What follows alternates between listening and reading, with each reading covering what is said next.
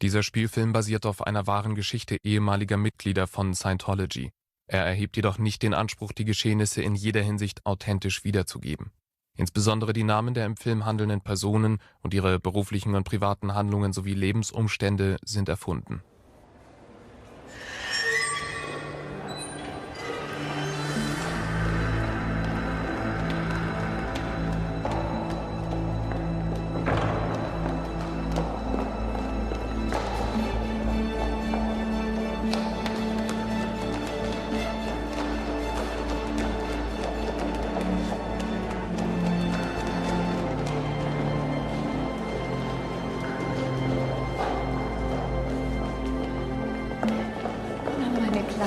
Süße, wie geht's dir? Zum Aufruf noch das Sorgerechtsverfahren des Kindes Sarah Glas. Na dann.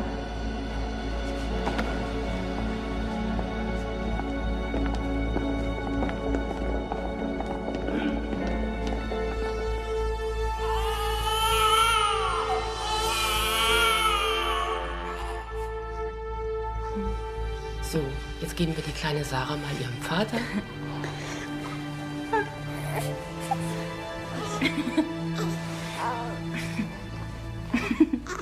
Wie heißt du denn?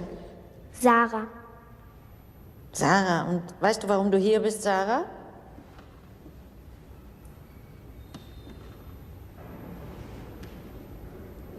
Frank will nicht, dass ich bei meiner Mutter wohne, Und warum will dein Vater das nicht? weil er antagonistisch ist. Antagonistisch?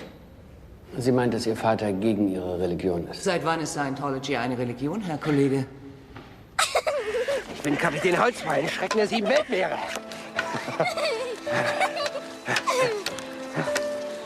Au. Warte. Hey, ich hab dich gleich. Frank, Gleich hab ich dich, du. kannst du bitte reinkommen? Dr. Robert ist jetzt da. Was soll ich denn da? Das ist doch eure Sache. Du bist der Vater unserer Enkeltochter. Jetzt komm bitte. Von mir aus. Na los, Bloody Mary. Captain Rumble hört uns. Herr Robert, bitte würden Sie meiner Tochter und ihrem Lebensgefährten erklären, was wir besprochen haben. Ja, sehr gerne. Also, Herr Klaassen hat mich beauftragt, einen Erbschaftsvertrag auszuarbeiten. Ziel ist es, den Fortbestand der Reederei zu sichern und die GmbH und Co. KG in eine Stiftung zu überführen. Das bedeutet aber, Frau Klaassen, dass Sie... Ich auf mein Erbe verzichten muss, ich habe schon verstanden. Was soll das, Regine? Hör dir doch erst mal an, was Dr. Ruppert zu sagen Ich hat. kann's mir denken, du hast Angst, dass wir deine wunderbare Firma ruinieren. Es geht darum, sie für euch zu erhalten. Ihr, also das heißt du und Sarah, seid Nutznießer dieser Stiftung. Ihr bekommt eine monatliche Apanage. Für Sarahs Zukunft ist gesorgt. Und Frank? Steht dir frei, was du mit deinem Geld machst. Na wunderbar. Warum muss er dann unbedingt hier dabei sein? Ihr Vater bittet Herrn Reiners, eine Verzichtserklärung zu unterzeichnen. Das ist eine reine Formalie. Wenn Sie so wollen, eine Absicherung für den Fall, dass Sie... Und wenn er die nicht unterschreibt? Er wird sie unterschreiben.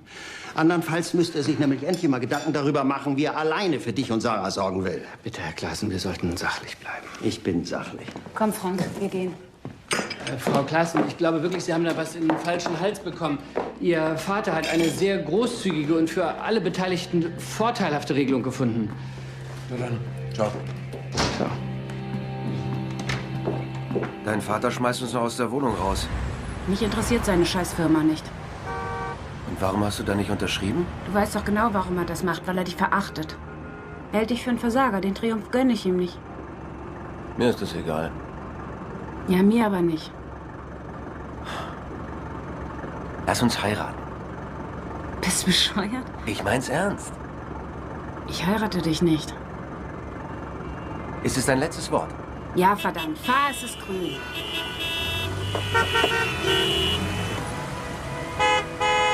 Was machst du? Heirate mich, Gine, und ich steige nie wieder in dieses Auto ein.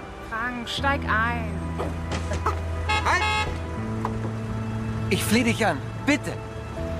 Was macht ihr da? Dein Vater hat mir gerade einen Heiratsantrag gemacht. Was ist das Heiratsantrag?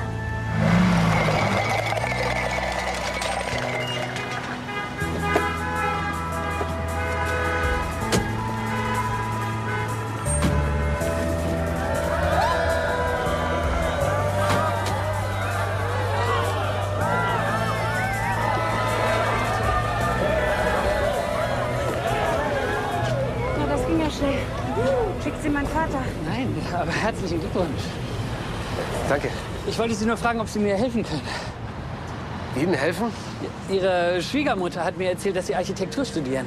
Ich habe ein altes Haus gekauft. Ich fürchte, eine ziemliche Bruchbude. Vielleicht können Sie sich die ja mal ansehen. Mann, das hat sich doch mein Vater ausgedacht. Wieso? Architekten gibt's wie Sand am Meer. Wieso ausgerechnet Frank? Ihr Mann hat mir einfach gefallen. Nichts weiter. Oder trauen Sie ihm das nicht zu? Also überlegen Sie sich das. Und feiern Sie doch schön. Was sollte das denn, ne? Der Mann hat recht, du traust mir zu wenig zu. Und? Gefällt's Ihnen? Kann man was draus machen, auf jeden Fall. Dann machen Sie was draus. Ich? Natürlich Sie. Entschuldigung, aber ich habe in 3 Wochen mein Diplom und dann ist da noch Sarah. Ich meine Frau ist ja tagsüber in einem Buchladen. Also ich weiß nicht. Ihr Schwiegervater glaubt, dass Sie die Kleine nur als Vorwand benutzen, um sich vor ihrem Studium zu drücken. Glaubt er das, ja? Ich glaube nicht, dass er recht hat. Nächste Woche geben meine Frau und ich ein kleines Einweihungsessen. Wäre doch toll, wenn Sie und Ihre Frau auch kommen könnten. Wir reden dann über alles.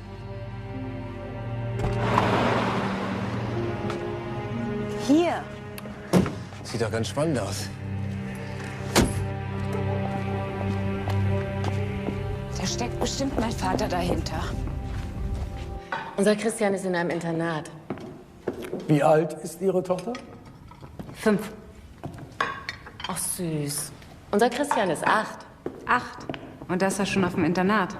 Warum überrascht Sie das? Ist er nicht noch ein bisschen klein fürs Internat? Nee, das muss doch wirklich jeder selber wissen. Ich finde, wenn man Kinder in die Welt setzt, sollte man sie auch großziehen. Woher wissen Sie so genau, was gut für Kinder ist? Ich weiß nur, dass das Beste, was man Kindern geben kann, Liebe und Geborgenheit ist. Das schließt sich ja nicht aus. Glauben Sie nicht, dass Liebe auch erdrücken kann? Dass Sie Ihrem Kind Prägungen mitgeben, die es bei seiner weiteren Entwicklung behindern?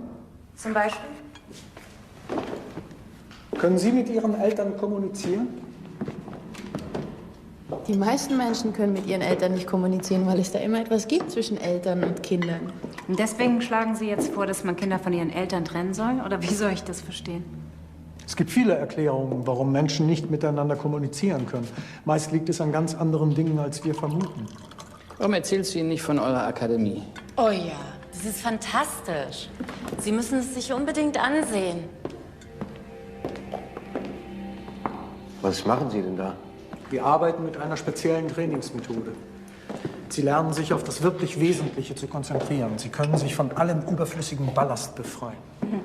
Sie können plötzlich Aufgaben bewältigen, die Sie vorher für unlösbar gehalten haben. Ich war zu Anfang auch skeptisch, Frau Klaassen, aber es funktioniert wirklich. Ach, Sie machen das auch? Kommen Sie doch mal vorbei. Wir machen den Test bei Ihnen, das kostet Sie nichts. Nur so können wir feststellen, ob die Technologie bei Ihnen auch zum Erfolg führt. Ich würde mich wirklich freuen. Ich kann auf Roberts Baustelle Praxis sammeln, Kine. Und zahlen tut er auch gut. Da verdiene ich mehr als mit Taxi fahren. Warum bist du denn so dagegen? Du hast in 3 Wochen Prüfung. Ich weiß nicht, wie du das schaffen willst. Hey, warum fährst du hier lang? Das ist doch ein Umweg. Sie waren von Scientology? Ich hab mir gleich sowas gedacht. Ich hatte einiges über Scientology gehört. Dass sie die Leute da ausnehmen. Dass sie nur am Geld interessiert sind. Mach Geld. Mach mehr Geld. Mach noch mehr Geld. Und trotzdem sind Sie hingegangen. Ich weiß nicht, wie ich das erklären soll. Ich dachte, ich könnte das irgendwie handhaben. Handhaben. Also kontrollieren. Die Situation kontrollieren. Ja, aber das konnten Sie nicht. Nein.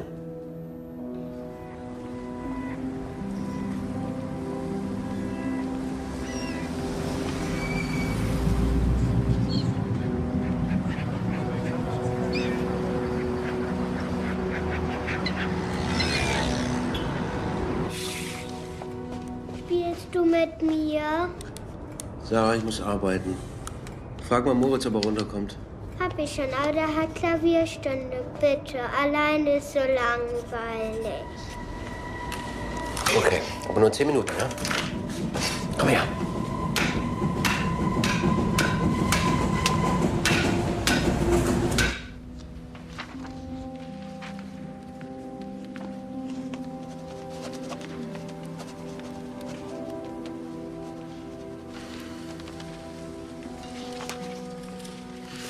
Das bringt doch nichts.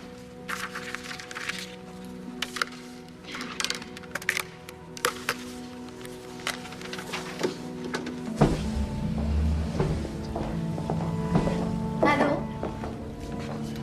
Hallo?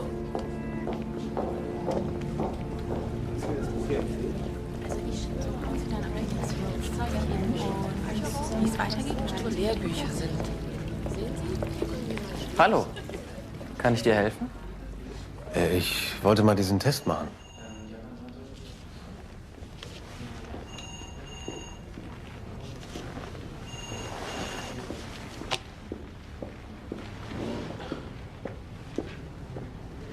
Ich glaube, das hier ist nichts für mich.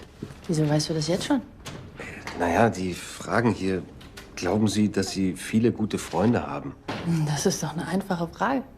Ja, habe ich. Nur was zögerst du? Dann kreuz ja an.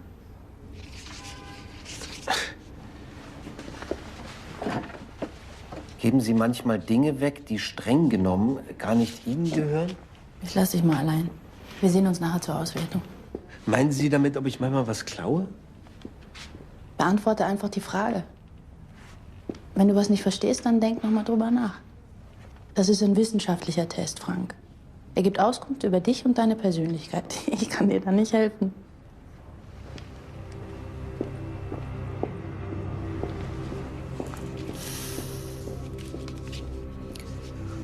Kauen Sie an Fingernägeln oder am Ende eines Bleistifts herum? Nein. Müssten Sie sich eindeutig anstrengen, um über Selbstmord nachzudenken? Du bist so gutmütig, Frank. Du wirst herumgeschubst. Da haben wir einen Punkt getroffen, was? Danke. Wie würdest du deine Ehe beschreiben? Wer trägt da die Hauptlast? Du hast das Gefühl, dass du die Hauptlast trägst, stimmt's? Ja. Schau mal. Dieser Bereich der Kurve stellt die zwischenmenschlichen Beziehungen dar. Da musst du dringend was machen. Hast du manchmal Zweifel, ob deine Frau dich wirklich liebt? Weiß nicht, also... Aber du liebst sie. Ja. Du klagst andere an, dass sie dein Leben bestimmen, aber der Fehler liegt nur bei dir selber. Du bist mit dir selber unzufrieden und schiebst es nur auf andere. Warum soll ich denn mit mir nicht zufrieden sein? Bist du denn mit dir zufrieden? Naja, wer ist schon mit sich immer zufrieden? Frank, du läufst Gefahr, deine Familie und dich selbst zu zerstören. Das musst du dringend handhaben. Hier bei uns kannst du was dagegen tun. Wir können dir helfen. Es gibt bei Scientology einen Kurs, da werden die Testauswerter ausgebildet. Das wird 100-fach geprobt, bis ins Detail. Und Herr Reiners ist darauf reingefallen. Ja, was heißt reingefallen? Das war ja mein Ruinpunkt. Ja, was bitte? Es ist sein Defekt. Seine Schwachstelle. Ach so, verstehe. Sie müssen sich hier nicht verteidigen.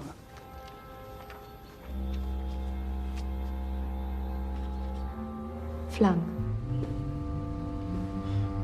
Und Start. Flank. Und Start. Tut mir leid, das wird so doof.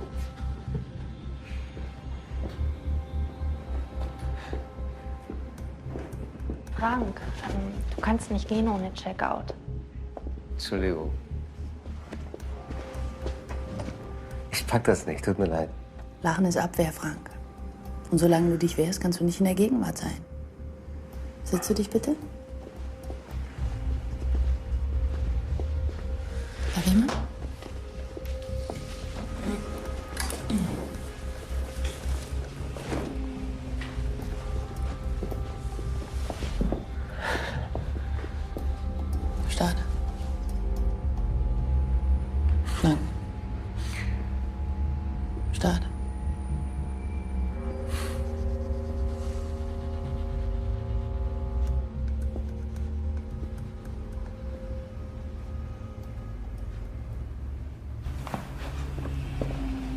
Frank. Frank.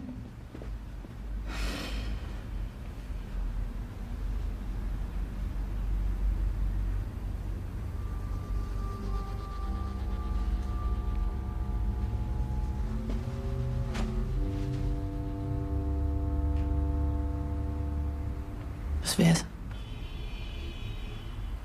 Danke. Klasse.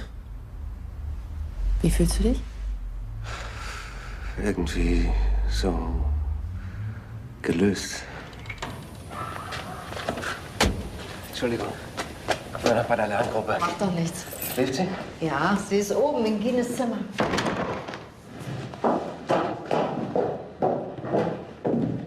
Hallo Frank. Willst du kurz reinkommen? Ich wusste gar nicht, dass wir und du sind. Doch, natürlich. Schließlich habt ihr beide doch geheiratet. Und ich finde es sehr schön, dass du uns immer wieder Sarah bringst. Bitte. Ich habe Fehler gemacht, Frank, das weiß ich. Ist schon in Ordnung. Jeder macht mal Fehler, hm?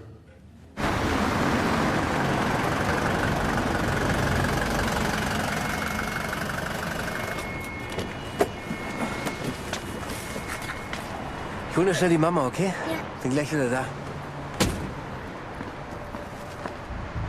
Ich habe nie etwas anderes. Warum hast du mir das vorher nicht gesagt? Hab ich. Ach, das tut doch nicht. Das ist echt das letzte Arschloch.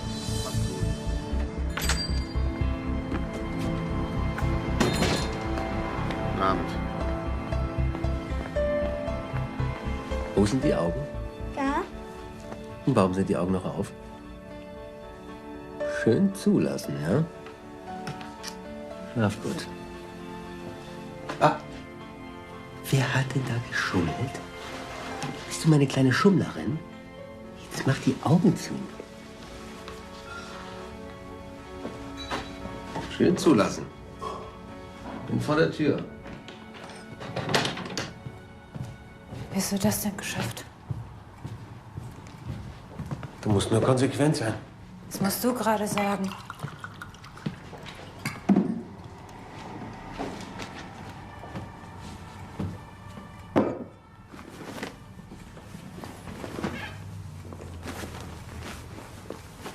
Wer war der Mann? Kennst du nicht? Was wollte er von dir? Ich habe mich über ihn geärgert. Ach komm, Gine, das ist doch scheiße. Jetzt sag, was los ist.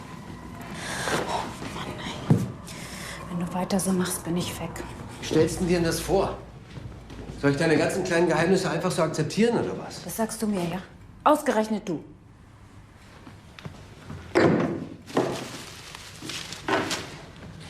Ja. Warum hast du mir nicht gesagt, dass sie dich nicht zum Diplom zugelassen haben? Ich packe das. Nächstes Semester packe ich das. Ach, Frank. Sei einfach nur da. Jetzt öffne deine Augen. Nimm bitte diese Dosen in die Hand.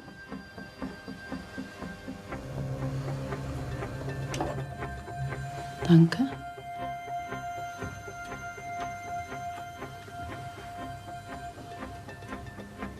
Und jetzt?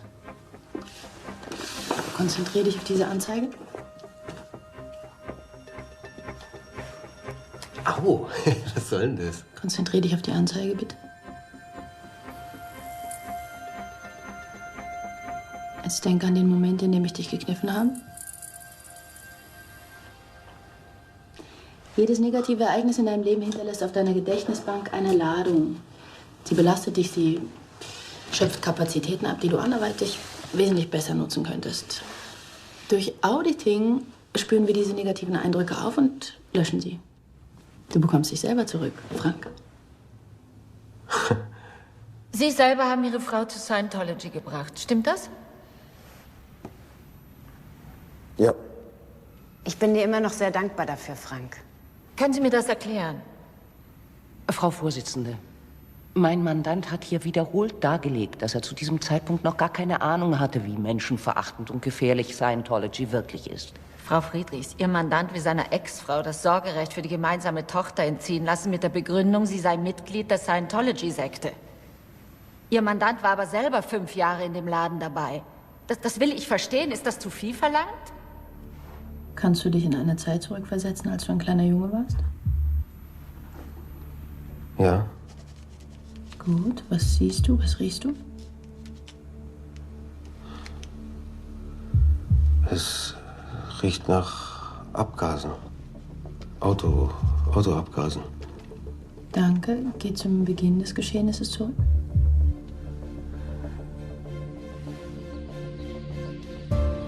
Ich bin auf einem Spielplatz. Mit meiner Mutter. Da sind auch 2 Polizisten. Sie sprechen mit ihr. Mhm. Kannst du hören, was sie sprechen? Nein, aber mein Vater hatte einen Unfall auf der Baustelle.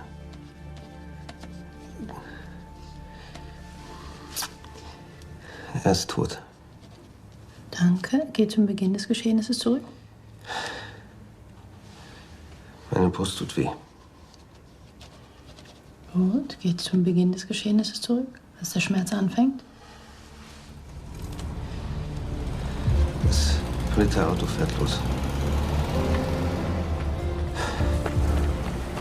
Ich laufe hinterher, aber ich kann es nicht erreichen.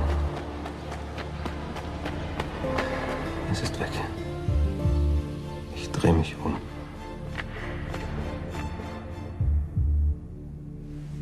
Da ist ein Mädchen auf dem Karussell. Ich gehe zu ihr und schieb das Karussell an. Das Mädchen lacht. Und die Nadel schwebt. Fantastisch. Nur wenige haben solch einen Gewinn beim ersten Mal. Wie fühlst du dich? Gut. Ciao. Frank? Kann ich dich mal sprechen? Ich hab's eilig, ich muss meine Tochter abholen. Dauert nicht lange, nur 5 Minuten. Okay. Setz dich. Danke, aber Helen hat mir erzählt, was du für tolle Fortschritte bei uns machst. Ja? Wir haben alle großes Interesse daran, dass du auf der Brücke weiterkommst. Der schnellste Weg zu Clear ist, wenn du Processing machst. Besonders fähigen Studenten können wir nämlich in diesem Monat alle Kurse bis Clear für 23.000 Mark anbieten. Ron möchte, dass wir die Technologie hier in Deutschland noch schneller verbreiten. Du solltest diese einmalige Chance nutzen. Aber so viel habe ich nicht. Ich weiß, das ist viel Geld. Aber nimm es als Investition in deine Zukunft. Du wirst es schnell wieder drin haben, weil du einfach mehr leisten kannst. Also ich fahre Taxi und habe eine Familie. Ich weiß nicht, wie das gehen soll. Vielleicht kann dir jemand aus der Familie das Geld leihen. Vielleicht deine Frau. Sie muss doch ein Interesse daran haben, dass du weiterkommst. Nee, das will ich nicht. Hast du ihr denn eigentlich schon mal von Scientology und der Technologie erzählt? Nein, habe ich noch nicht. Warum nicht? Ich weiß nicht, ob sie das verstehen würde. Du meinst, sie stoppt dich? Nein. Ich habe nur einfach das Gefühl, dass das nicht ihr Ding ist. Wieso bist du dir da so sicher? Ich kenne sie eben. Sprich mit ihr. Erzähl ihr von deinen Gewinnen, die du hier machst. Wenn ihr beide hier studiert, wird es noch günstiger für euch. Ja. Vielen Dank. Ich muss jetzt wirklich los, ja. Danke.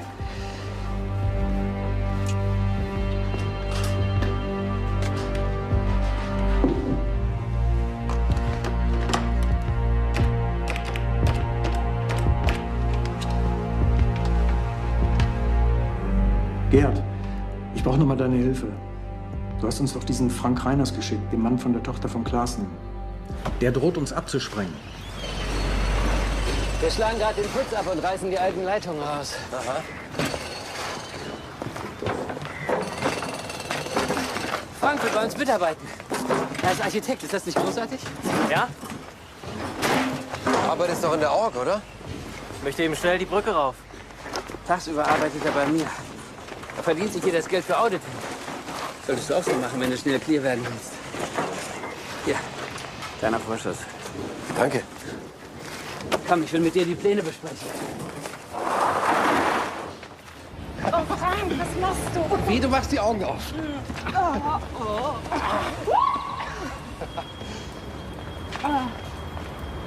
Woher hast du den denn? Den hat mir Rupert geliehen. Und weißt du, was wir jetzt machen? Jetzt holen wir Sarah ab und fahren ans Meer. Rupert hat mir den Schlüssel für sein Wochenendhaus gegeben. Oh, du stinkst. Ich habe 10 Stunden Steine gesteckt. Macht dich das an? Ich war bei deinen Eltern zu Hause. Was? Ja, dein Vater hat sich bei mir entschuldigt. Moment mal, was machst du bei meinen Eltern? Ich bring Sarah ab und zu bei deiner Mutter vorbei. Ohne mir was zu sagen. Und Sarah? Die wollte das auch. Sie findet's gut bei deinen Eltern. Das war unser kleines Geheimnis. Ine, jetzt warte. Warte doch mal. Du bist ein Riesenarschloch. Von mir aus? Aber dann erklär du mir bitte, warum du das Geld nimmst, das dir dein Vater jeden Monat überweist. Und warum du in einer Wohnung lebst, die eigentlich ihm gehört. Auf welcher Seite stehst du eigentlich? Hat dich mein Vater umgedreht? Das schafft er nicht. Aber dich, Gine, kontrolliert er nach wie vor. Deine kleinen Auflehnungen da, das sind doch nur Scheingefechte. Im Grunde bist du wie er. Ich soll deine Erwartungen erfüllen, ja. Aber was ich will, interessiert dich ein Scheißdreck. Du weißt ja selbst nicht, was du willst. Doch, Gine, das weiß ich. Ich will dich.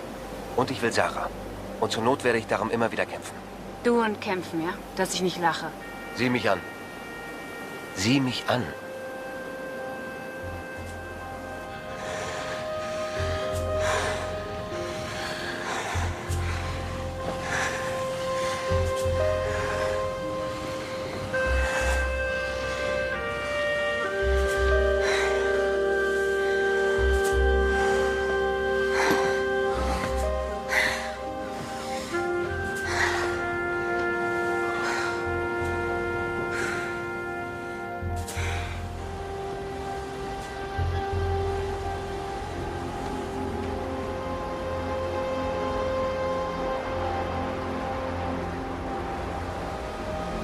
Das war schön. Ja. Hoffentlich ist Sarah nicht aufgewacht. Dann weiß sie jetzt, dass ihre Eltern sich lieben.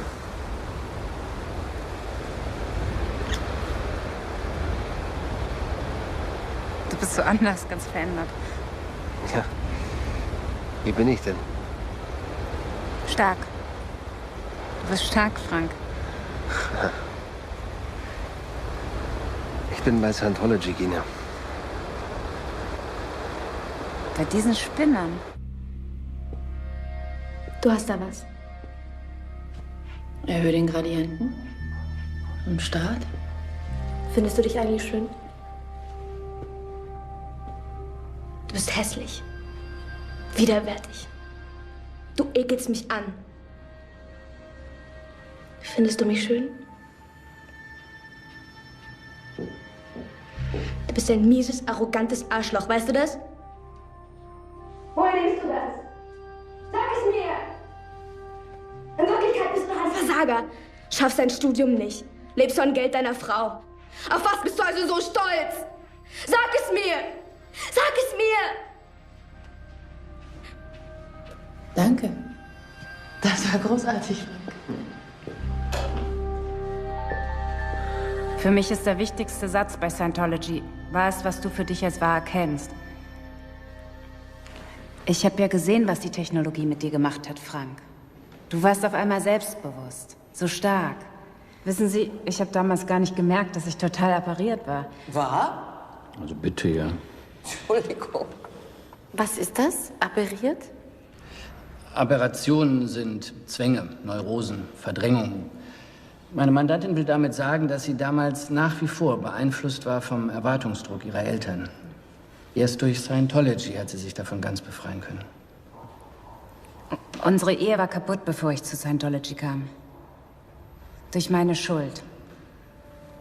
Du hast es vielleicht gar nicht gemerkt, Frank. Aber erst Scientology und die Technologie haben mich wieder geöffnet für dich. Ich liebe dich noch immer, das weißt du. Hast du jemals dein Kind belogen? Nein. Danke. Hast du jemals deinen Mann belogen? Nein. Ich gebe dir die Frage nochmal. Hast du jemals deinen Mann belogen? Nein. Dachtest du da an was? Lass uns mal schauen. Ich gebe dir die Frage nochmal und lenke dich dann weiter. Hast du jemals deinen Mann belogen? Mhm. Hast du ihm etwas verschwiegen, das du ihm hättest sagen müssen?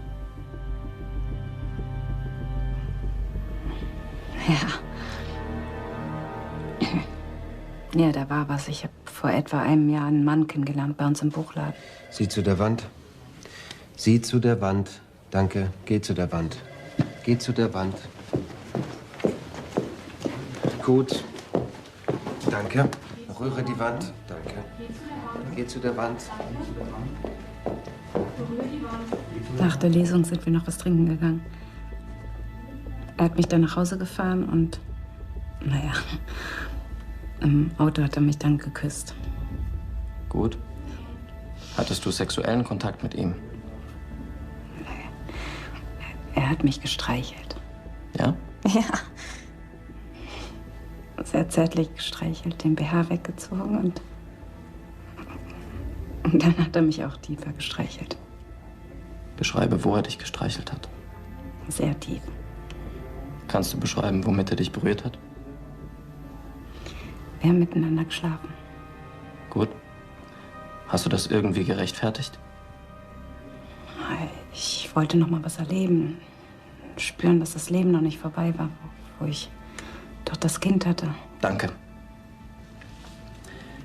Gibt es ein früheres Ereignis, bei dem du sexuell untreu warst? Nein. Und die Nadel schwebt? Wie fühlst du dich?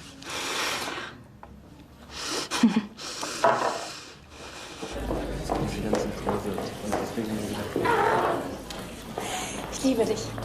Ich liebe dich, ich liebe dich, ich liebe dich. Ja. Was ist denn los? Was passiert? Es war unglaublich, es war einfach unglaublich. Du solltest deine Gewinne aufschreiben, Dine. Damit alle daran teilhaben können. Ja, das mache ich gerne. Vielleicht jetzt gleich? Helen möchte noch mal mit Frank reden.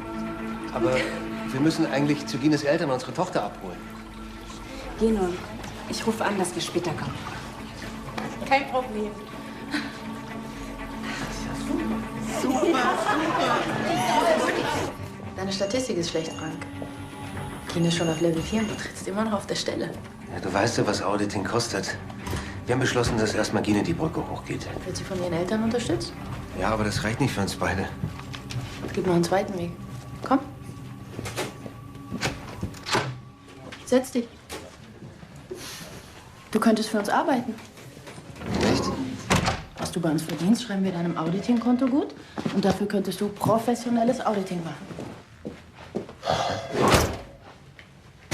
Ja, was kann ich denn machen?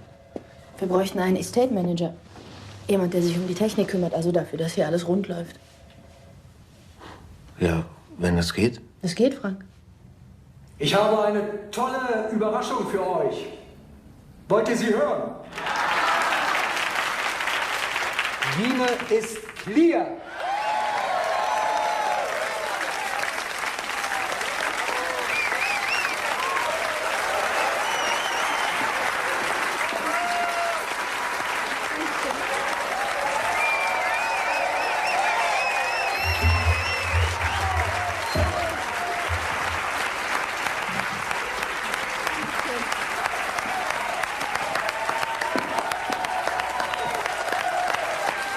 Ich möchte mich bei allen bedanken, die mir weitergeholfen haben.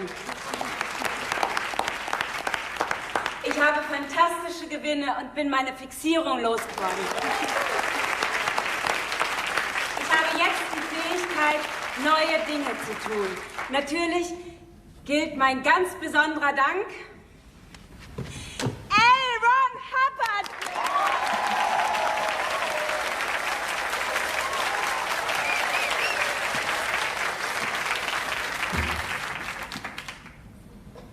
Und jetzt kommen wir zum eigentlichen Höhepunkt unseres Abends. Beate und Gerd sind aus Clearwater zurück, wo sie als erste Mitglieder unserer Org die 5. OT-Stufe abgeschlossen haben.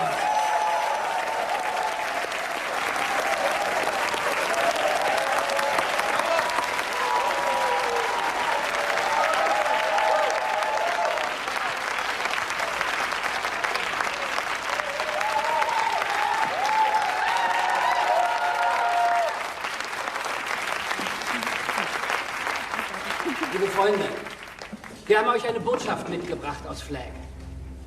Produziert mehr, verbessert eure Statistiken, arbeitet noch mehr nach Policy. Nur so können wir unser großes Ziel erreichen.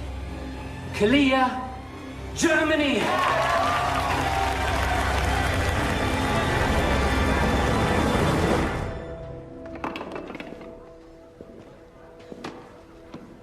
Hallo Frank, bist du noch nicht fertig? Ich bin hier allein. Komm, ich helfe dir.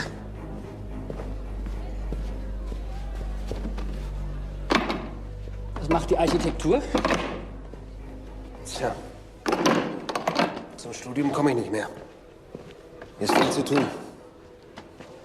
Hör ich da Unzufriedenheit? Wenn du einen Rat hören willst, die Technologie, die du hier studieren kannst, wird dich viel weiterbringen als jedes Architekturstudium.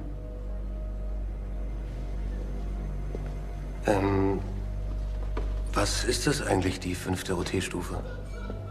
Tut mir leid, mein Freund. Pre-Clear darf ich das doch nicht sagen. Ach so. Hallo, Helen. Du siehst ja fantastisch aus. Danke. Du auch. Frank, würdest du bitte Angela draußen beim Bücherstand helfen? Aber ich müsste jetzt eigentlich los Sarah holen. Dann geh bitte jetzt, ich mach das fertig für dich. Danke. Du bist aber nett zu dem. Wie macht er sich denn sonst so? Seit Gine in der Org ist, kümmert er sich hauptsächlich um die Kleine. Seine Statistik ist total eingebrochen. Passt auf mit dem. Der macht euch noch Ärger. Das ist ein Overt-Produkt, Helen. Was ist das, ein Overt-Produkt? Das ist der scientologische Begriff für ein schlecht hergestelltes Produkt. Also, wenn Sie so wollen, ein Montagsauto. Ich bestreite, das jemals gesagt zu haben. Bestreiten Sie auch, ein operierender Titan zu sein? Ich wüsste nicht, warum das hier von Bedeutung ist. Operierende Titanen sind Herrscher über Materie, Energie, Raum und Zeit. Na los, Herr Kollege, beamen Sie sich mal eben hier weg. Nur so aus Demonstrationszwecken. So leicht werden Sie mich nicht los. Können wir bitte sachlich bleiben? Also, Sie waren in der Scientology-Organisation zuletzt ein Ethikoffizier, richtig? Ja, und was habe ich mir darunter vorzustellen? Meine Aufgabe war es, Scientologen, die eine schlechte Statistik hatten, also die nicht richtig funktionierten, wieder auf Ethik zu bringen. Also so eine Art Controllerin.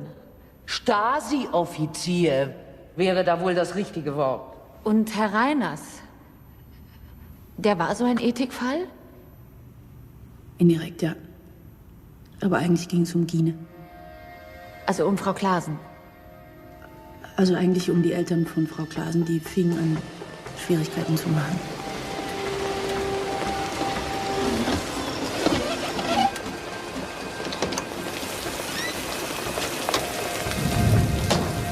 Komm rein! Ich muss dich kurz sprechen. So, ich habe keine Zeit, ich muss Sarah holen.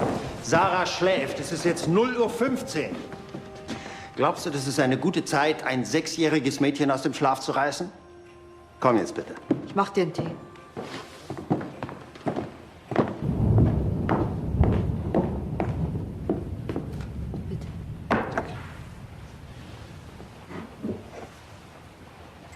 Stimmt es, dass ihr bei Scientology seid?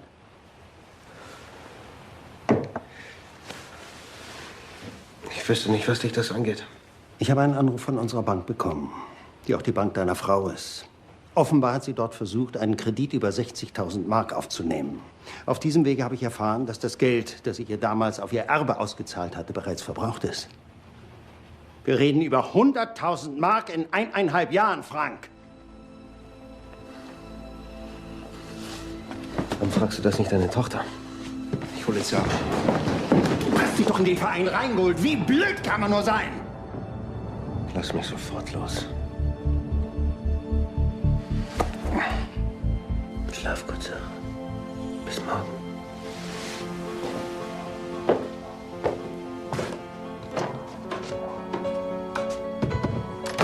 Hallo! Leise, Sarah schläft.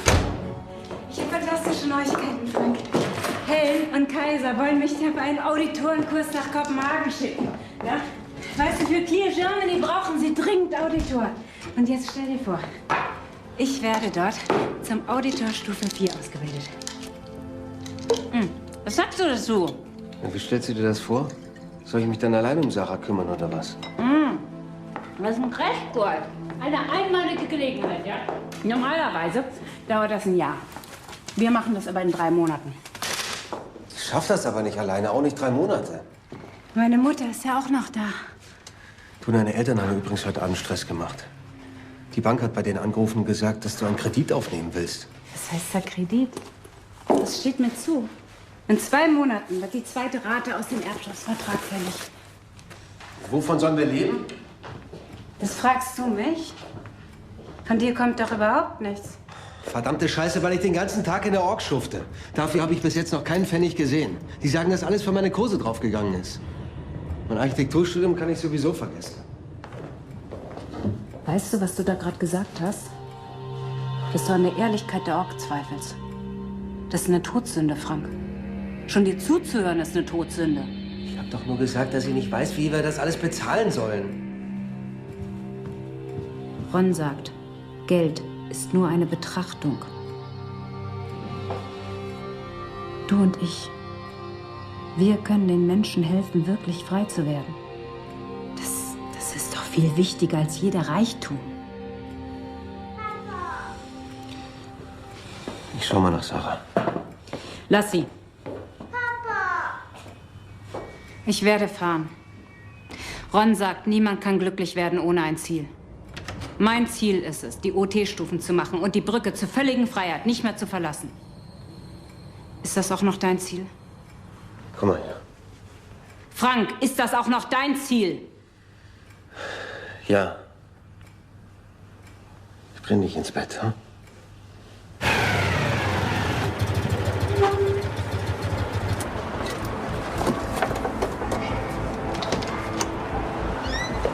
Ist das hier? Warte hier.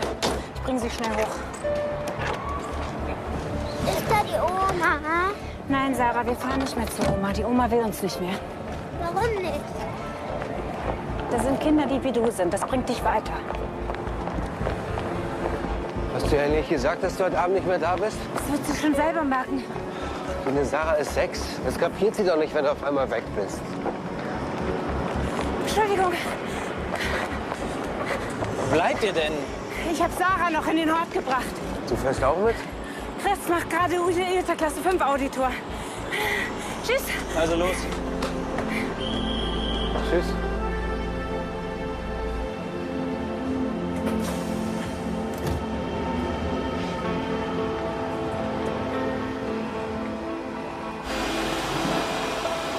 Hallo. Guten Tag. Mein Name ist Klaas. Ich würde gerne mit meiner Tochter sprechen, Regine Klaasen. Tut mir leid. Gine ist im Moment nicht da. Aber vielleicht kann ich Ihnen sonst irgendwie helfen. Frank! Klaus, hier ist Angela. Wir haben ein To-Do-Problem. Kommst du bitte runter? Frank! Warum bringt ihr uns Sarah nicht mehr? Sie geht jetzt in den Kindergarten. In den Kindergarten? Aber warum denn?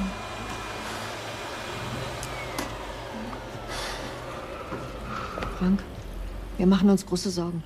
Wir haben gerade erfahren, dass unser Anwalt, Herr Dr. Ruppert, der mit dir und Gine den Erbvertrag geschlossen hat, dass der auch ein Scientologe ist. Die wollen doch hier nur euer Geld!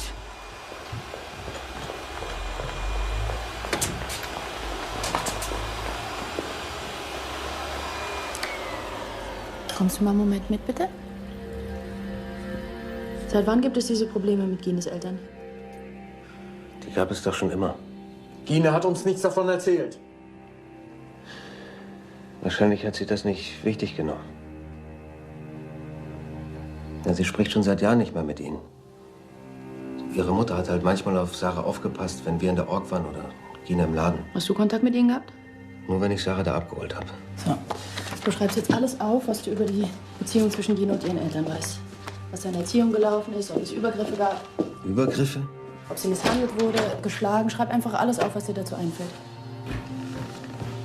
Aber wozu braucht ihr das denn? Frank, Gines Eltern sind Feinde der Scientology. Sie werden gegen uns vorgehen, wenn wir nichts unternehmen.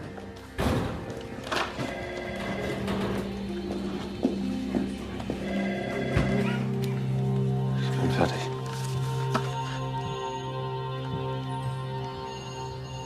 Ist das alles? Du hast gar nichts über Gine geschrieben. Was wollt ihr denn da wissen? Es geht nicht darum, was wir wissen wollen. Es geht um dich.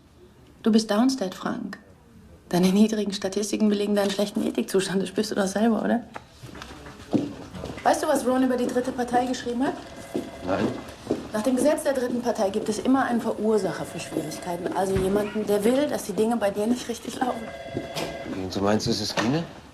Gine, ihre Eltern, Sarah. Finde heraus, was ist.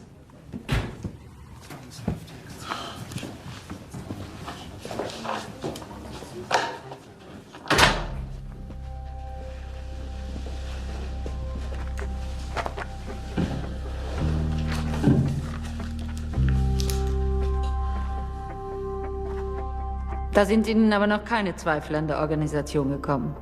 Nein, weil es ist ja dann genauso gekommen, wie der Ethikoffizier vorhergesagt hat. Ich habe eigentlich nur noch mehr an die Technologie geglaubt.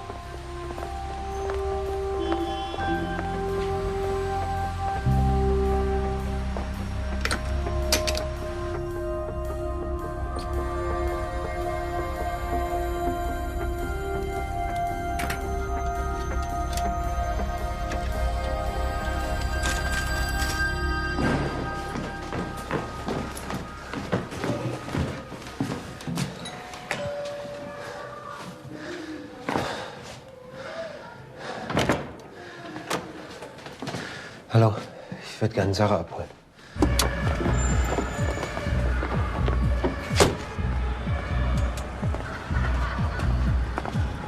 Opa! Hallo, mein Engelchen. Was ist das hier für ein Laden?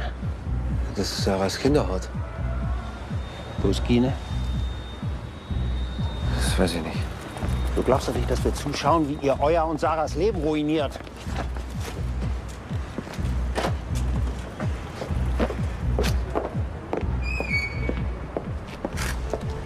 Ich habe da geklingelt.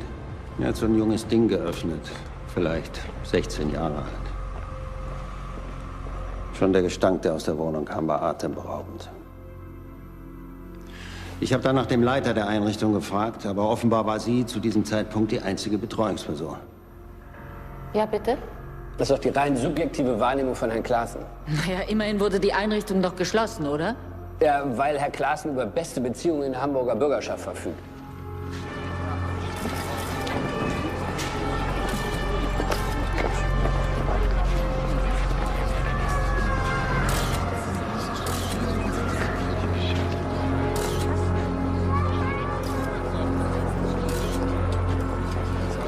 Heute wurde in St. Georg eine Kinderbetreuungseinrichtung der sogenannten Scientology-Kirche geschlossen. Den Beamten bot sich ein unbeschreibliches Bild. Überall Dreck, Unrat, nur wenige Möbel, fast keine Sitzgelegenheiten.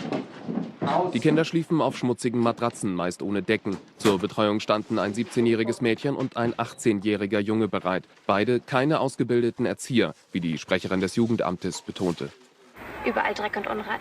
Und am schockierendsten war, dass es praktisch kein Spielzeug für die Kinder in der Einrichtung gab. So viel zur subjektiven Wahrnehmung von Herrn Klaassen. Und warum kein Spielzeug? Weil Kinder laut scientologischem Verständnis keine Kinder sind, sondern die Körpermaschinen ausgewachsener Titanen.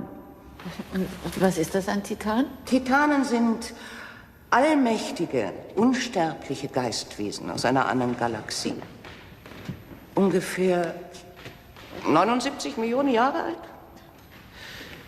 Ein böser Titan namens Xeno hat sich ihrer bemächtigt und sie hier auf Erden eingesperrt. Dem edlen Elrond, ein Titan namens Hubbard, ist es gelungen, den Bann zu brechen. Und nun befreit er mit seiner Technologie nach und nach die guten Titanen vom Einfluss des bösen Xeno und seiner Spießgesellen. Stimmt das? Das ist eine Verfälschung unserer Lehre. Ich weigere mich, das zu kommentieren. Ich meine, eines frage ich mich natürlich schon, Herr Reiners. Sie kannten doch die Zustände in der Einrichtung. Ja. Warum hatten Sie Sarah nicht schon längst rausgeholt? Bitte? Ich möchte hier nur anmerken, dass meine Mandantin umgehend ihre Ausbildung in Kopenhagen abgebrochen hat, als sie von den Vorfällen rund um die Kindertagesstätte erfahren hatte.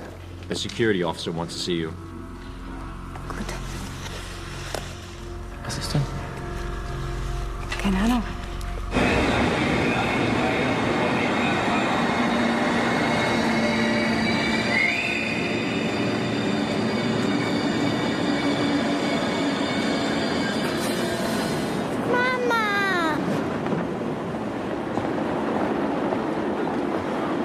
Warum seid ihr nicht in der Org?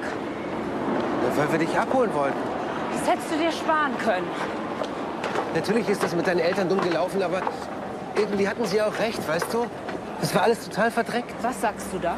Was sagst du da? Hallo.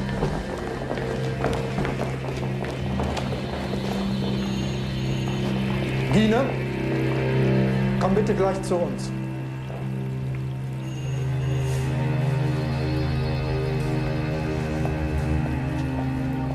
Ist irgendwas? Sag Gine, dass wir auf dem Spielplatz warten. Komm, Sarah. Bitte? Ja.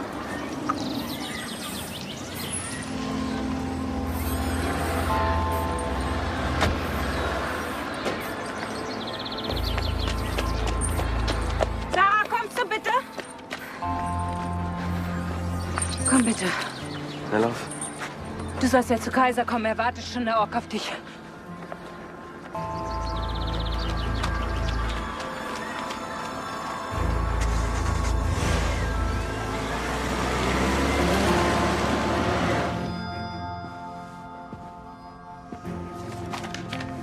Bitte. Was ist das? Lies es. HCU Ethikorder. Was heißt das? Hubbard Communication Office. Das ist die Kommandozentrale von Scientology in Clearwater, Florida. Ein Ethikbefehl hat natürlich nichts mit Ethik zu tun. Die Scientologen verstehen darunter das Entfernen von Gegenabsichten, ergo das Bekämpfen von Feinden. Höre ich Widerspruch, Herr Kollege? Frank Reiners und Regine Clausen werden auf einen Separationsorder gestellt. Solange Regine Clausen ihr Auditorenprogramm nicht abgeschlossen hat, dürfen beide keinerlei Kontakt miteinander haben. Herr Reiners, haben Sie sich daran gehalten? Nein, das habe ich nicht. Aber meine Frau. Gine? Sarah? Ah, Frank.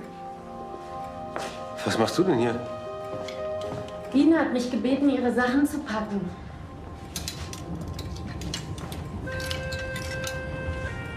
Und wo ist sie jetzt? Das soll ich dir nicht sagen. Hat sie das gesagt oder ist es ein Befehl der Ethikabteilung? Frank, lass ihr Zeit, hm? Sie hat durch Scientology wunderbare Gewinne. Und sie wird eine großartige Klasse 5 Auditorin werden. Nur darauf muss sie sich jetzt konzentrieren. Und wann kann ich Sarah sehen? Ich darf es dir eigentlich nicht sagen, aber es läuft eine Untersuchung gegen dich in der Org. Du musst einfach abwarten, wie das ausgeht. Yes. One moment, please. Ist Helle noch da? Hey, warte! Frank ist hier.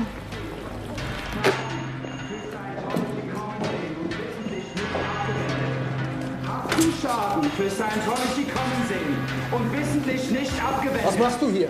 Geh sofort in den Ethikwarterraum. Wo ist meine Frau? Wo habt ihr sie hingebracht? Darüber kann ich dir keinen R-Faktor geben.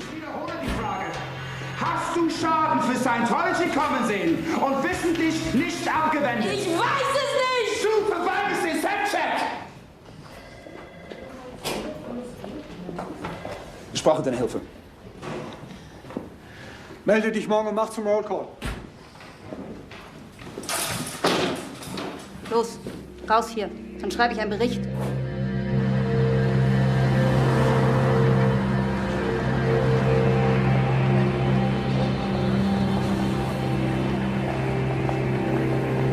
Helen! Helen! Weißt du was von Sarah? Wo sie ist? Komm mit. Es gibt einen Wissensbericht über dich, Frank. Von wem? Von Gine? Ich habe nichts gemacht, Helen. Doch, du hast Kritik an Scientology geäußert. Glaubst du, dass sie noch in Hamburg sind? Ich weiß es nicht. Ich bin in großen Schwierigkeiten, Frank, wegen der Schließung der Kita. Ich hätte es verhindern müssen. Kopenhagen hat eine Sea Org-Mission geschickt, um die ganze Sache zu untersuchen. Diesen Lenny oder was? Die haben mich als Deputy-ED abgelöst und ich bin auch nicht mehr dein Ethikoffizier. Helen, bitte. Du weißt doch, wie sowas gehandhabt wurde. Wahrscheinlich haben sie nach Flagg geschickt. Nach Florida? Bitte, Frank. Du darfst niemandem sagen, dass ich dir das erzählt habe.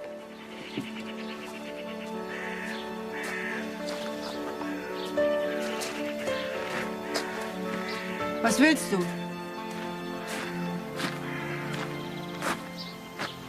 Gine und Sarah sind weg. Was? Guten Tag. Wo ist er? Er ist oben, in Gines altem Zimmer. Er hat sich hingelegt. Hat anscheinend die ganze Nacht auf der Straße verbracht. Hallo. Muss er rein, bitte? Sagen Sie bitte Bescheid, dass wir da sind, Frau Peters.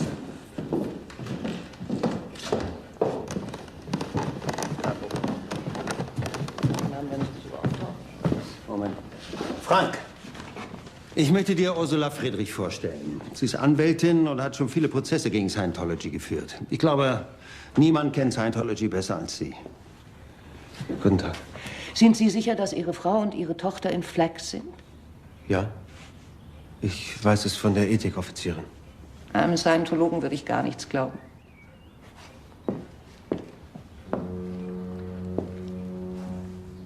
Haben Sie endgültig mit Scientology gebrochen? Herr Reiners? Ja, wie meinen Sie denn das? Wir helfen dir, aber nur, wenn du bereit bist, den Kontakt zu Scientology komplett abzubrechen. Ja, aber wie soll denn das gehen, solange Gine und Sarah noch dabei sind? Bitte, ich brauche Geld, um nach Florida zu fliegen. Ich hol die beiden zurück, ich verspreche es. Wer sagt uns, dass das Geld nicht bei Scientology landet? Ich will doch nur Sarah zurückholen. Ich fliege mit Frau Friedrich hin. Ist es richtig, dass du nur einen Mitarbeitervertrag bei Scientology hast? Ja. Dann kündige ihn. Wir können für Sie einen Prozess vor dem Arbeitsgericht anstrengen. Es gibt Fälle, da haben die keine Sozialabgaben für ihre Mitarbeiter abgeführt, geschweige denn ein nennenswertes Gehalt gezahlt. Sehe ich das richtig, Herr Reiners? Im Moment will ich nur meine Tochter zurückholen. Das wollen wir auch. Ja, dann lass mich bitte mitfliegen. Nein. Herr Reiners? Rufen Sie mich an, wenn Sie mich brauchen.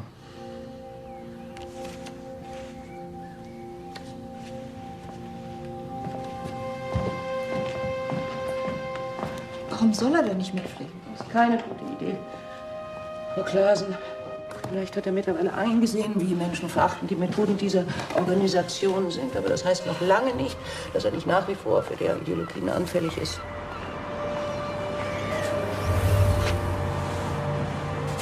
Sie müssen sich das wie bei einem Drogenabhängigen vorstellen, dem plötzlich der Stoff ausgeht. Scientology wirkt wie eine Euphorisierungsmaschine, ohne die Sie glauben, nicht mehr leben zu können.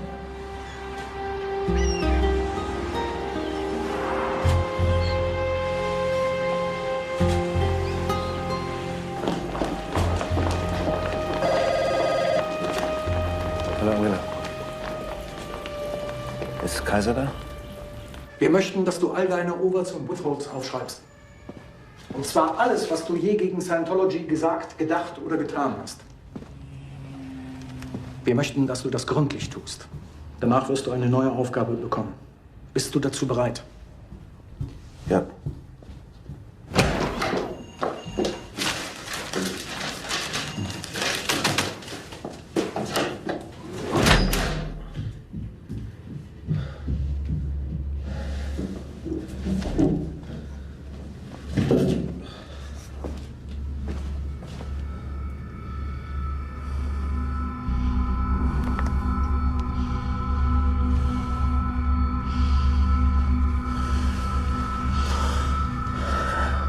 Hast du hier etwas von einer Scientology-Organisation gestohlen?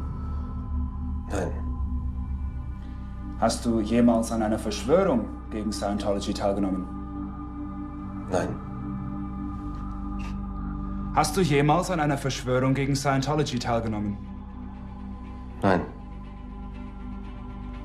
Hast du jemals an einer Verschwörung gegen Scientology teilgenommen? Nein. Hast du jemals an einer Verschwörung gegen Scientology teilgenommen? Hm. Hast du jemals an einer Verschwörung gegen Scientology teilgenommen? Hast du jemals an einer Verschwörung gegen Scientology teilgenommen? Ja.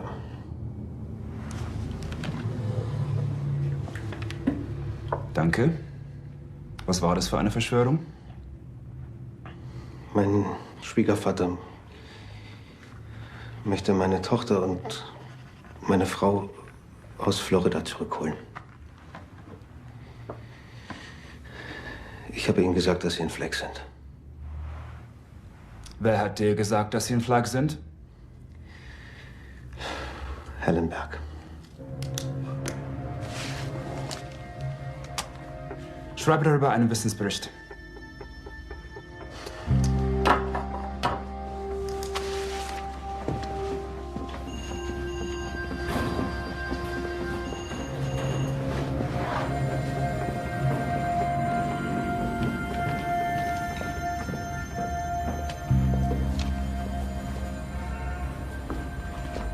Gut. Du machst die Belastungsformel und gehst zu Angela. Sie hat Aufgaben für dich. Hast du keinen Spur? Nee, gibt's ja nicht. Tut mir leid. Dann mach nichts. Ich find's toll, dass du dich rehabilitieren darfst, Frank. Ich glaube, alle werden dich wieder aufnehmen hier. Ja, die ist fertig. Ja.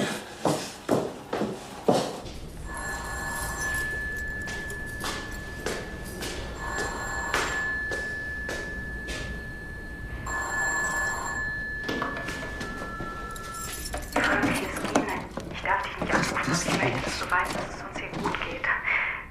Ich möchte dir auch sagen, dass ich die Trennung will. Wir behindern uns gegenseitig auf der Brücke. Zwei Pferde, die mit unterschiedlicher Kraft in einer Kutsche ziehen, muss man auseinanderspannen. So ist das nun mal. Ich wünsche dir so sehr, dass du weiterkommst auf der Brücke. Ich habe Gerd gebeten, dass er dich unterstützen soll. Frank, bitte, bitte, misstrauen meine Eltern. Sie sind unsere Feinde. Weißt du, wir, die verstanden haben, dass wir nur eine kurze Zeit in unserem jeweiligen Körper zu Hause sind, wir führen dadurch doch eine ganz besondere Beziehung. Wir sind durch unsere Ziele und Aufgaben verbunden, nicht durch unsere Körper.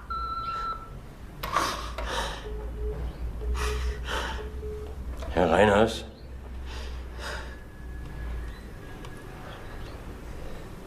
Das Schloss wurde ausgewechselt. Ihr Schwiegervater hat mich gebeten, Ihnen die Tür aufzuschließen, damit Sie Ihre Sachen rausholen können. Er sagt, Sie ziehen aus. Ja.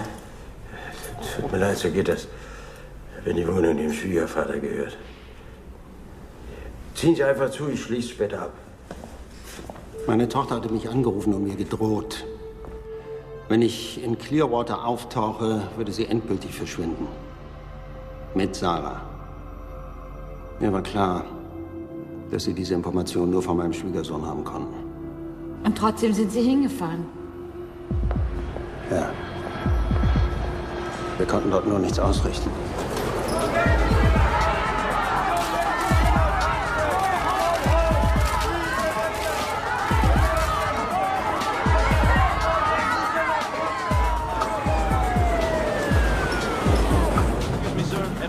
Meine Tochter hatte mich bei den amerikanischen Behörden angezeigt. Ich hätte sie als Kind zu unsittlichen Handlungen gezwungen. Aber das ist ja bekannt.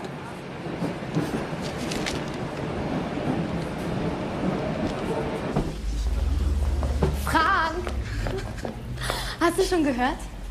Kaiser ist weg. Echt? Du wirst nicht glauben, wer der neue ED ist. Du sollst gleich zu ihm hoch.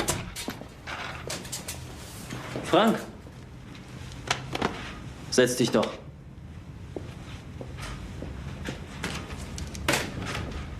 Du hast es selber gemerkt. Hier ist in der Vergangenheit vieles falsch gelaufen. Kaiser und Helen haben die Statistik gefälscht. Es betrifft übrigens auch dich. Hast du dich nie gewundert, warum du auf der Brücke zur Freiheit nur so langsam vorangekommen bist? Wahrscheinlich lag es an mir. Manchmal ist es der Feind selbst, der ein Ethikverfahren gegen dich anzettelt. Was? Kaiser und Helen haben dich all die Jahre betrogen, Frank. Sie haben deine Statistik als die ihre ausgegeben. Sie haben Provisionen eingestrichen, die eigentlich dir zustanden. Was denn für Provisionen? Siehst du? Dir stehen 10% von Guinness Kursgebühren zu. Schließlich hast du sie angeworben. Und die haben wir jetzt deinem Konto für Processing gut geschrieben. Du machst jetzt erstmal den Reinigungs-Rundown. Das sind Vitamine. Sie schwemmen das ganze Gift aus deinem Körper, das sich da im Laufe deines Lebens angesammelt hat. Du musst mir das noch quittieren. Nach dem Rundown wirst du sogar einen Atomschlag überleben. Was ich schon mal fragen wollte, wo wohnst du jetzt eigentlich? Mein hier, mal da. Meistens in New York. Also, wenn du willst, dann kannst du bei mir wohnen. Ich wohne bei Gerd, ich habe ihn gefragt. Er hat nichts dagegen. Wie würden Sie Ihr Verhältnis zu Herrn Reiners beschreiben? Ich würde sagen, wir waren ein Paar. Frank wollte nur, dass niemand davon erfährt. Schließlich war es ja Autodie für ihn. Was bitte? Ehebruch. Ich glaube, das war keine so gute Idee. Aber Gina hat auch dich verlassen. Nicht du sie. Darum geht's nicht. Ich spüre einfach, dass es falsch ist. Du meinst, warum gesagt hat, wir sollen die Sexualität durch Produktion ersetzen? Ich habe Angst, dass du zu viel von mir erwartest. Dann lieben wir uns eben in einem anderen Leben. Frank, die Zeitspur ist lang. Glaubst du etwa diesen Quatsch? Was? Wenn wir alle unsterblich sind, warum pflanzen wir uns dann fort? Weil jeder Titan seine Körpermaschine braucht? Ich finde das Wort schon menschenverachtend.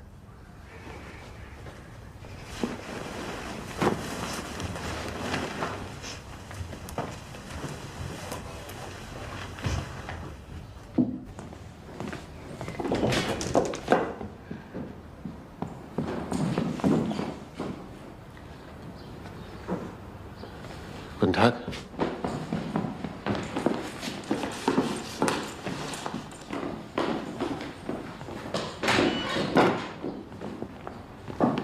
Hallo Frank. Hallo. Gut, dass du zurückgekommen bist. Das war mein Sohn. Er ist psychotisch. Wir mussten ihn vom Internat nehmen. Nicht jeder hat so viel Glück wie du, Frank. Sarah ist ein großartiges Kind. Hast du denn etwas von ihm gehört? Es geht ihnen gut, Frank. Sehr gut sogar. Gina hat einen Vertrag bei der Seahawk unterschrieben. Wirklich? Nimm es als Ansporn, Frank.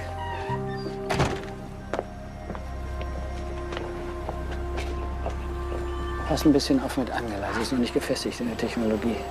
Du hast doch ein Ziel, Frank. Das willst du nicht ihretwegen aufs Spiel setzen. Darf ich der Zeugin eine Frage stellen? Ja, natürlich. Hatten Sie zu der Zeit, als Sie mit Herrn Reiners zusammen waren, das Gefühl, dass er sich um seine Tochter Sorgen macht? Sorgen? Warum denn? Sie war doch ein Fleck. Hat er versucht, mit ihr Kontakt aufzunehmen? Nein. Wieso? Danke. Stimmt das, Herr Reiners?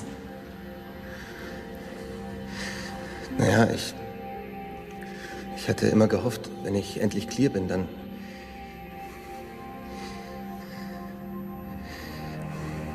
Ja, dann was? dass sie dann zu mir zurückkommt. Ich bin noch zurückgekommen.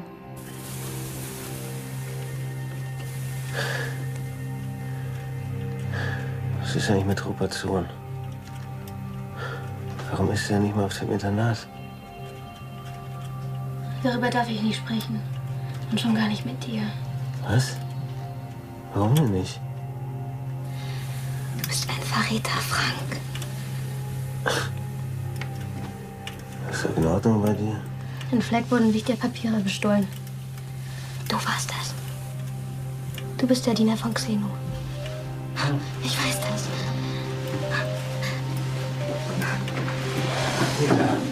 Ich war nie in Fleck. Jetzt komm mal raus hier. Okay. Lass mich los! Pass mich nicht! Hey, Angela. Angela, hey, jetzt hilf mir doch mal. Hey, jetzt hilf mir doch mal, bleib doch mal da.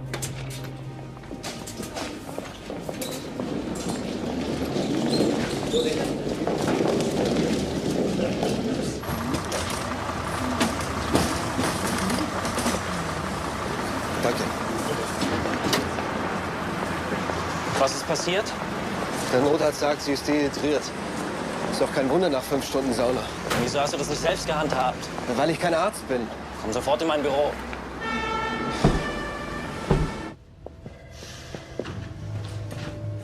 Hallo, Frank. Gina, Du siehst gut aus. was machst du hier? Wir machen uns alle große Sorgen um dich. Was hat Angela gesagt, bevor sie zusammengebrochen ist? Sie hat fantasiert, dass ich ein Verräter bin, in Fleck Papiere gestohlen hätte. Wieso hast du den Notarzt gerufen? Weil sie Hilfe brauchte. Angela ist selbst Ursache für das, was ihr passiert ist. Du hättest dich da nicht einmischen dürfen, Frank. Die wäre doch sonst verreckt. Du hast dich gegen uns gestellt. Du bist ein Verräter. Chris, wir können das alles in Kopenhagen untersuchen. Ihr könnt nicht nach Kopenhagen. Ich muss ihn auditieren. Wir machen Rollback sofort. Dazu bist du nicht qualifiziert. Was soll das? Du bist OT? Du lässt uns jetzt gehen oder ich muss einen Wissensbericht über dich schreiben. Ich bin zurückgekommen, weil ich von seinem Verhältnis zu Angela erfahren hatte. Ich wollte ihm vorschlagen, dass wir es noch mal miteinander versuchen. Du bist gekommen, weil ich dir Probleme gemacht habe. Meine Ex-Frau wollte Mitglied der Sea Org werden. Das ging aber nicht, solange mein Zustand nicht geklärt war. Und was ist die Sea Org? Die Elitetruppe der Scientologen in Los Angeles. Das europäische Hauptquartier befindet sich in Kopenhagen. Sie musste zurückkommen, weil es einen Wissensbericht über meinen Mandanten gab, in dem behauptet wurde, er sei ein Verräter. Dadurch war der Eintritt in die Sea Org für Frau Klaasen plötzlich schwierig geworden. Sie musste alles tun, um dieses Problem aus der Welt zu schaffen. Wir können beide nach Los Angeles gehen. Du musst nur den Verdacht aus der Welt schaffen und endlich Clear abschließen. Und was ist mit Sarah? Sie macht großartige Fortschritte. Sie hat den Reinigungsrundown schon gemacht. Jetzt ist sie auf der höheren TA5. Sie ist 8 Jahre alt, Gina. Ich muss dir was sagen, eigentlich darf ich es nicht. Ihr Auditor konnte Sarah auf der Zeitspur zurückauditieren. Wir glauben, dass sie in einem früheren Leben eine Gefährtin von Ron war.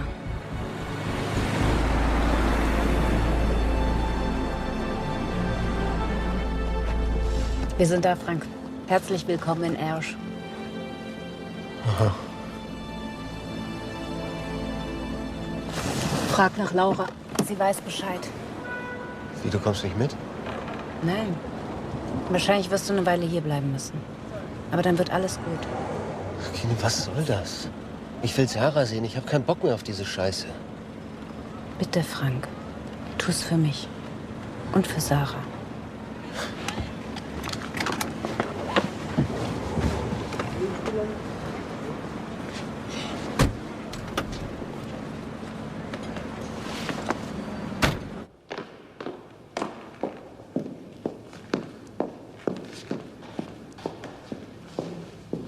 Mr. Reiner, sir.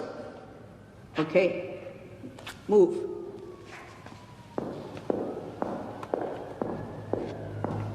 You have a letter for me? Yes, sir.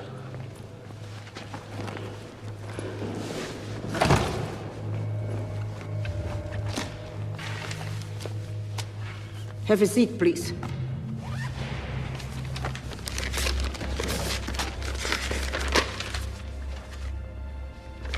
Okay. Take these scans, please.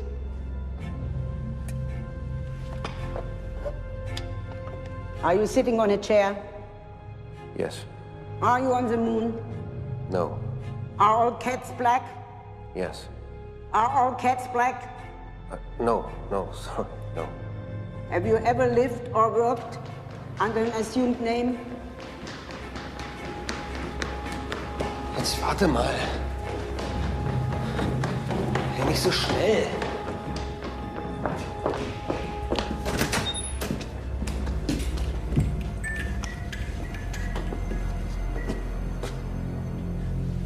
Roll call in 10 minutes, sir.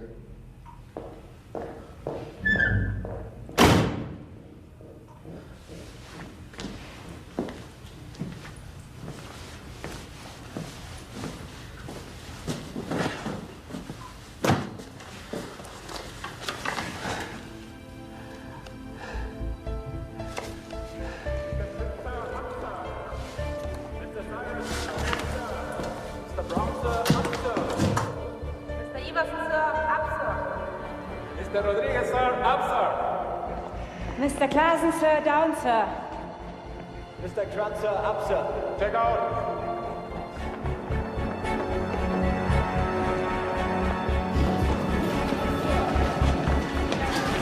Gine, du bist bei der Sea Org? Was machst du hier? Warum bist du nicht bei dem Rollcall? Ich will jetzt wissen, wo Sarah ist. In 10 Minuten draußen im Hof, dann habe ich kurz Pause.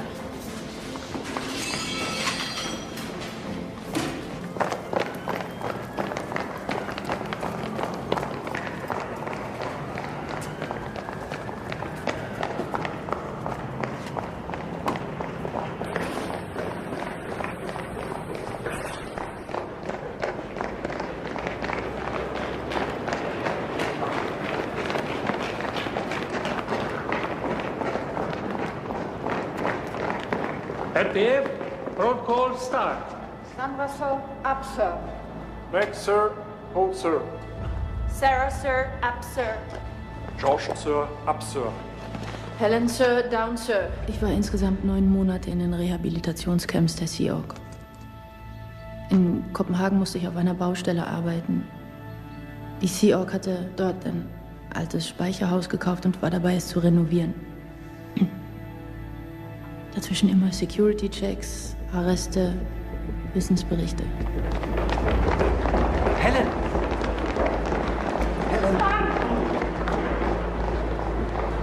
Sie darf mit niemandem reden. Was ist denn das hier, ein Knast? Helen hat schwere Verbrechen gegen Scientology begangen. Sie kann froh sein, dass sie noch mal eine Chance bekommt. Du bekommst auch eine neue Chance. Ich habe mich für dich eingesetzt bei Laura. Wenn du erst mal durch das RPF durch bist, wird alles wieder gut. Du schaffst das, Frank. Dein Tetan ist stark. Sag mal, siehst du nicht, was hier los ist? Das hat doch mit der Brücke zur Freiheit nichts mehr zu tun. Ron sagt, wer die totale Freiheit will, muss die totale Disziplin akzeptieren oder Scientology wird untergehen. Gina, wo ist Sarah? Du wirst sie erst sehen, wenn ich sicher bin, dass du auf unserer Seite bist.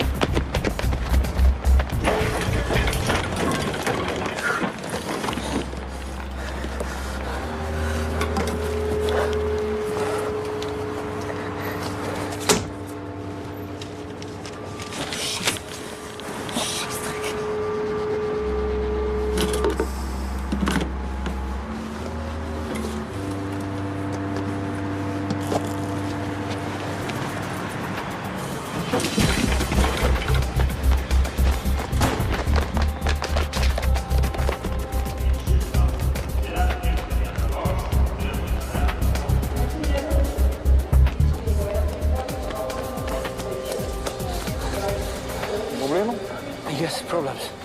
Need help? Yeah. You see that, guys? They follow me. These people? Yeah. They follow you? Yeah. Okay. Scheiße.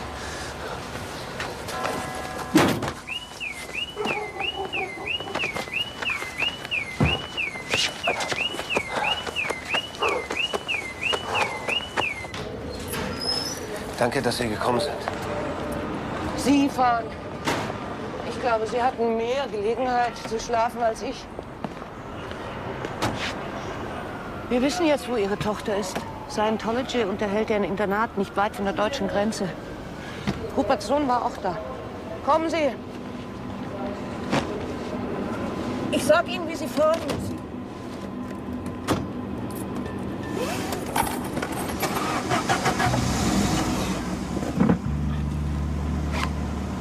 Wie spät ist es jetzt?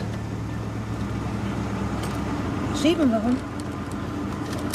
Ich muss vorher noch was erledigen. Ist das Hellenberg? Ja.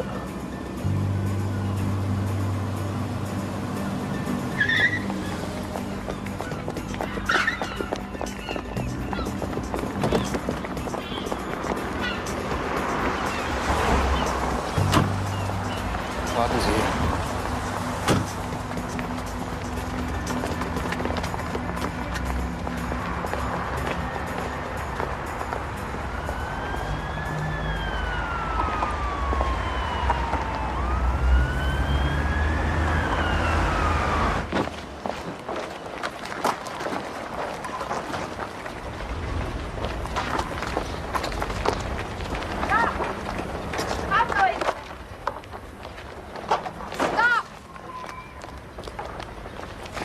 Hallo, Helen.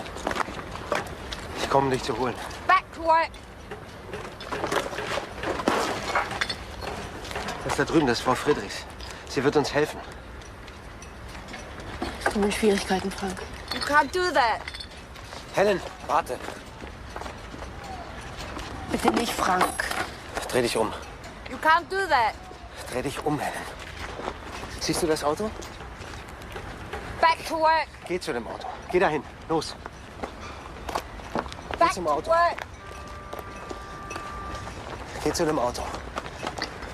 Geh dahin. Steig in das Auto ein, ja? Back to work. Geh zum Auto. Geh zum Auto. Back to work. Stop, okay? I call the police. It's a free country. Sehr gut. Geh zu dieser Wand. Danke. Berühre diese Wand. Danke. Sieh zu dieser Wand. Danke. Geh zu dieser Wand. Danke. Berühre diese Wand. Danke. Sieh zu dieser Wand. Danke. Geh zu dieser Wand. Na, Bloody Mary? Papa. Sag. Guck mal, habe ich dir mitgebracht. Guck mal. Was machen Sie denn jetzt? So geht es aber nicht. Sie können doch das Kind nicht mitnehmen. Also, allting är bra.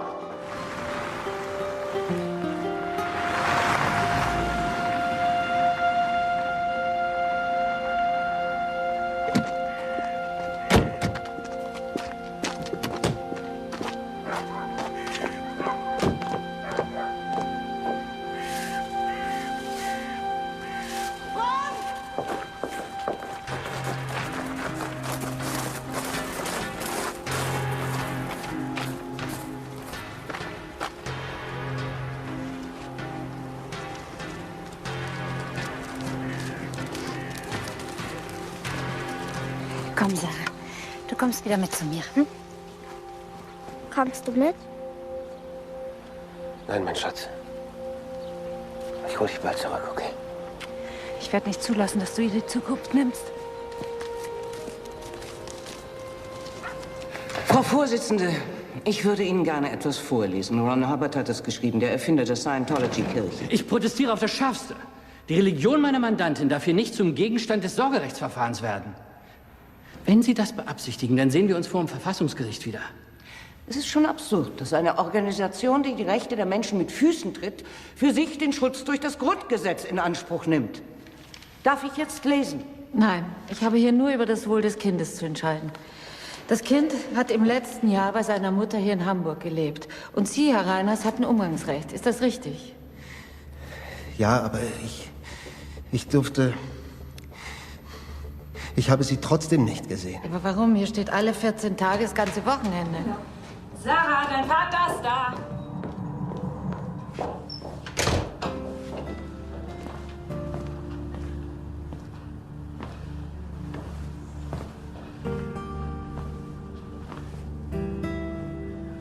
Hallo. Kommst du zurück zu Scientology? Kommst du? Oma und Opa warten unten. Wir wollen alle eine Bootstour machen. Kommst du zurück? Nein, Sarah.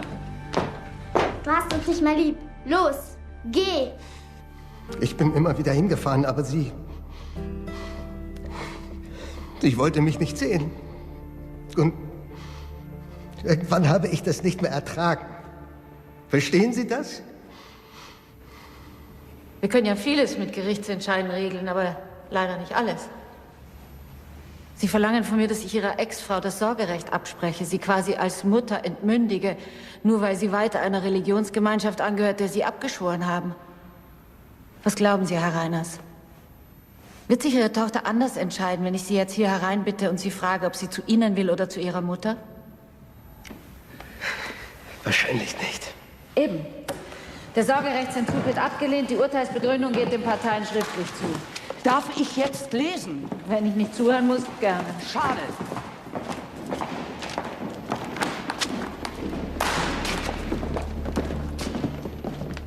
Die außerordentliche Ungeduld von Leuten, die in einer Gesellschaft etwas zuwege bringen wollen, wird sich schließlich auf diejenigen konzentrieren, die nicht arbeiten wollen. Und von Königen und Tyrannen sind solche Leute sehr oft einfach beiseite geschafft worden. So gibt es also schon sehr alte Präzedenzfälle dafür, dass eine Gesellschaft sich säubert, indem sie die Nichtfähigen aus ihren Reihen entfernt. L. Ron Hubbard.